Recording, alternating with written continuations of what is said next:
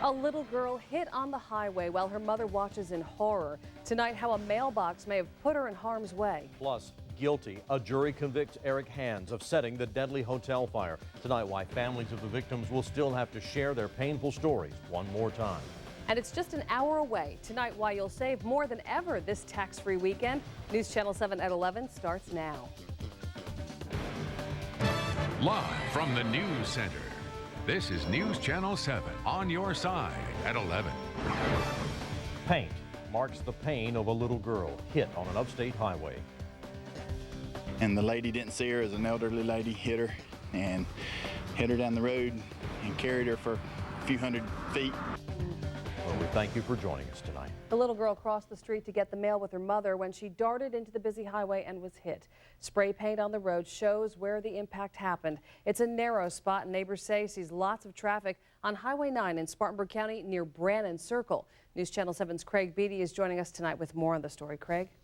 We're told the young girl was airlifted to Greenville Memorial in serious condition. One man who lives right across the street from this girl's family says he heard a scream, then walked outside to see chaos in the road in front of him.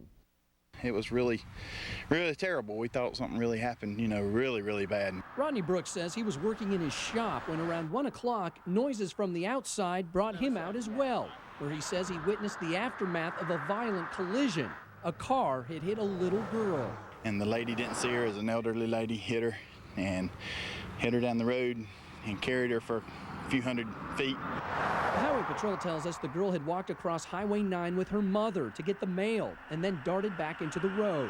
Brooks says emergency crews parked a chopper in this empty field to take the girl to Greenville Memorial Hospital. This road is crazy.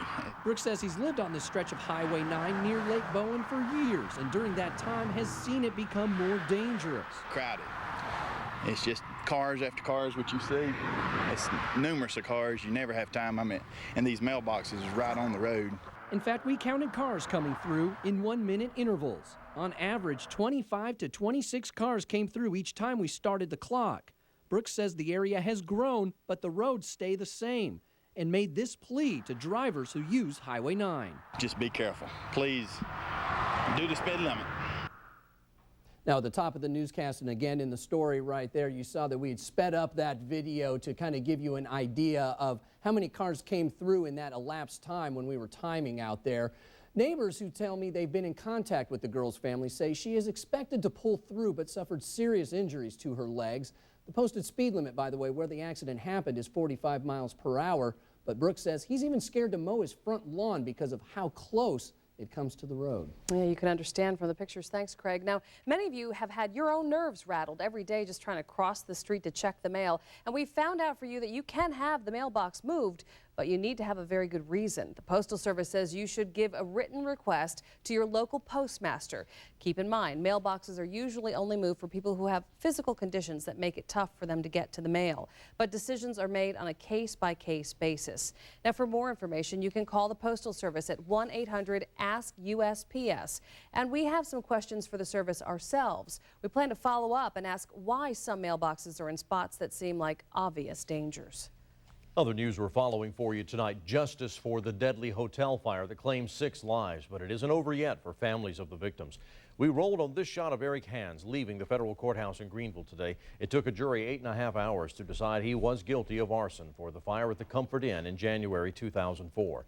As News Channel 7's Kristen Nastasia reports, they were the most nerve-wracking hours family of those killed say they've ever experienced. They're not the people who came to Greenville's federal courthouse for the limelight. Many can't even face the cameras. They're the family and friends of those who can't be here themselves. We just want to say happy birthday to Jessie because today was her birthday. Today, Jessica Hamby would have turned 23. She was burned to death in the fire.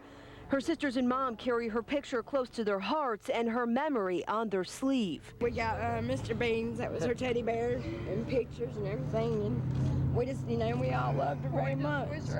There were 6 people who died in the Comfort Inn, 6 other families still grieving. I feel like Donna has been vindicated. Having him found guilty really was a sigh of relief. This is Alice Barfield.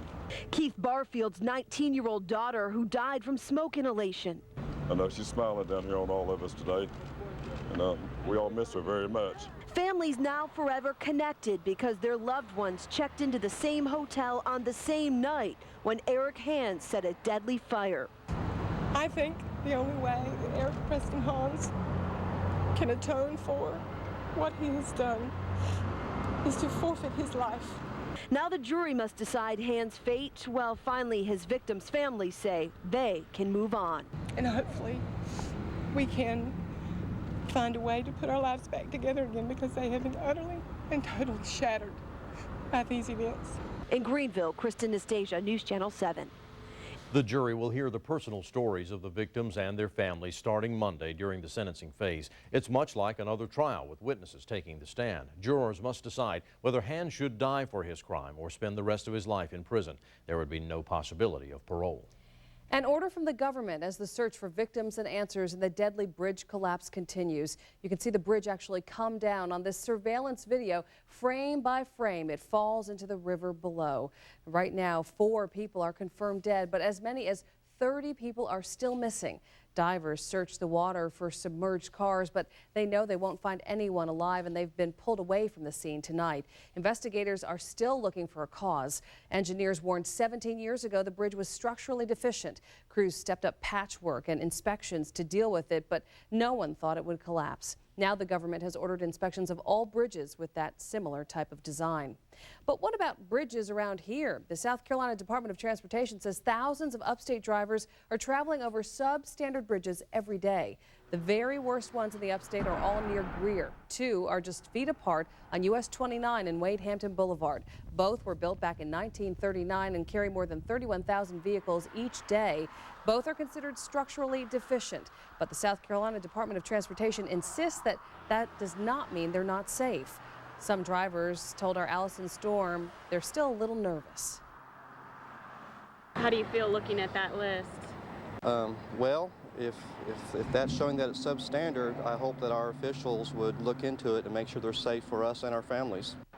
The Greenville County tops the state with the most substandard bridges at 155. Spartanburg County is next with 149, and Anderson County is also up there with 113. South Carolina DOT says replacing all of the bridges currently deemed structurally deficient or functionally obsolete, well, that would take nearly $3 billion over 20 years. The search is on for an upstate mother accused of exposing her infant twins to drugs. Anderson police want to find 25-year-old Christy Lynn Smith. She faces unlawful neglect charges after officers say her twins tested positive for drugs. The children are in protective custody, but when officers went to arrest Smith, she was nowhere to be found. If you have information, you can reach Anderson police. The number is 231-5225. A new plan to keep you safe while you shop at a local mall will be put to the test this weekend. Today, Spartanburg Public Safety announced a new security policy for Westgate Mall. It was sparked by the brawl at Center Court last Saturday. Public Safety says from now on, people younger than 18 or groups of 3 or more who appear to be loitering will be forced to leave the mall. Shoppers say they hope mall officials will truly enforce the policy, but some teens feel they're being punished for the wrongdoing of others. Instead of saying I'm going to do it, they need to do it because they've had problems way before now. The mall is like a place to hang out. I mean, that's what I thought. That's what I thought the mall was made for. Public Safety plans to triple the number of officers at the mall on weekends, and police will patrol the parking lots looking for parents who drop off unsupervised teens. Those parents will be given a letter reminding them of mall rules. If the teens break the rules, they'll be served a trespass notice and banned from the mall. A drugstore wristwatch could cost a Westminster man 15 years in prison. Charles Zachary Sharp admitted in court to setting a blaze that tore through the city's historic train depot in January last year. He was sentenced to 90 days in jail and probation. Police say Tuesday he walked out of a drugstore with a wristwatch he didn't pay for, and now he faces a violation of probation charge that could send him to prison. I don't understand why somebody would do something like that. It's really be out of my comprehension. Police in Westminster say Sharp had that watch when they arrested him, but it's up to a magistrate's court to decide if he's guilty. A local camp is coping with the death of a counselor hit by a boat on an upstate lake. 20-year-old Timothy Scott Allison was killed on Lake Bowen in Spartanburg County yesterday. He was a counselor at Camp Pinewood in Hendersonville and was with a group of campers at the lake. It was one of the camp's boats that hit him. Camp leaders didn't want to go on camera today, but we could see activities continued as usual. The director emeritus of another camp in the area tells us his heart goes out to the teens who witnessed what happened. this sort of thing in a camp community, it is, you know, it's shocking. Kids haven't dealt with death perhaps before, and young, you know, most of your staff are in their late teens and early 20s. Again, losing a staff member in this sort of way is just shocking. Well, Tom, there was one camper, of course, we talked about last night that was so upset after seeing this death, he had to be taken to the hospital. I talked to an expert to learn the best way we can help our children cope with these kind of traumatic experiences. In this 7 on Your Side Medical Watch, here's what I found out. Family therapist Dr. Roger Rhodes advises parents to resist the urge to try to fix it. Instead, he says parents have to listen so the child can express their emotions and tell their story. They need to do that. Give them 24 hours, though, without questions or discussion after they first share their story, and then come back to it and revisit it again, giving it some perspective. And think of something your child can do that's concrete and real, like sending a card, writing a letter, making a phone call. Giving them that chance to turn the bad into good is important. Also in your news tonight, we're less than an hour away from what could be some serious savings in the Carolinas. Details in a 7 on Your Side Consumer Watch. The annual sales tax holiday in both North and South Carolina starts at 1 minute after midnight. That means no state sales tax on things like school supplies, clothing, and computers. Even things like wedding dresses and fishing boots are exempt because they fall under the clothing category.